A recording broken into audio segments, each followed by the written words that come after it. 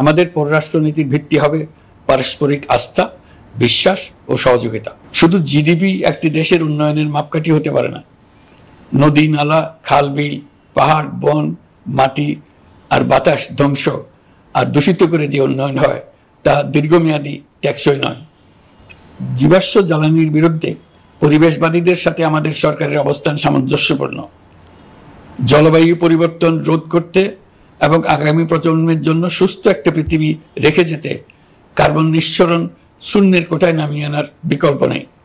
আমাদের সরকার পরিবেশ ও জলবায়ু রক্ষায় সর্বোচ্চ গুরুত্ব দেবে। এই কার্যক্রমে তরুণ সম্প্রদায়কে সম্পৃক্ত করা হবে। ইতোমধ্যে বিভিন্ন রাষ্ট্র ও জাতিসংঘ বর্তমান সরকারের কর্মসূচির প্রতি সমর্থন ব্যক্ত করেছে। আমরা সকল রাষ্ট্রের সাথে বন্ধুত্বপূর্ণ সম্পর্ক বজায় রাখব। আমাদের পররাষ্ট্রনীতির ভিত্তি হবে পারস্পরিক আস্থা, বিশ্বাস ও সহযোগিতা। আমরা মানবাধিকার আইন সহ সকল আন্তর্জাতিক আইনের প্রতি শ্রদ্ধাশীল। আমাদের পক্ষ থেকে গুম বিষয়ক আন্তর্জাতিক চুক্তির পক্ষরাষ্ট্র হওয়া সহ বিভিন্ন পদক্ষেপ নেওয়া হয়েছে। ইতিমধ্যে পক্ষভুক্ত এমন সকল আঞ্চলিক ও দ্বিপাক্ষিক চুক্তি ও সমঝোতা বাস্তবায়ন করে যাব। আমাদের সরকার রোহিঙ্গা সমস্যার বাস্তবসম্মত সমাধানের লক্ষ্যে আন্তর্জাতিক সম্প্রদায়ের সাথে কাজ করে যাবে। আমরা জাতীয় ঐক্যে বিশ্বাসী।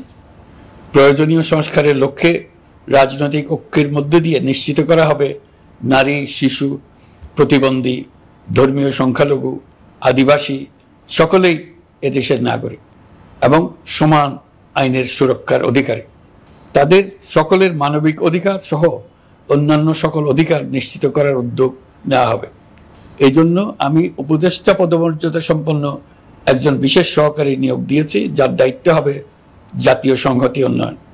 বন্যা কবলিত এলাকার সকল মানুষের দুর্ভোগ লাঘবে সরকার সঠিক সহায়তা দেওয়ার জন্য সরকারের যত কার্যক্রম আছে তাদের সচল করেছে।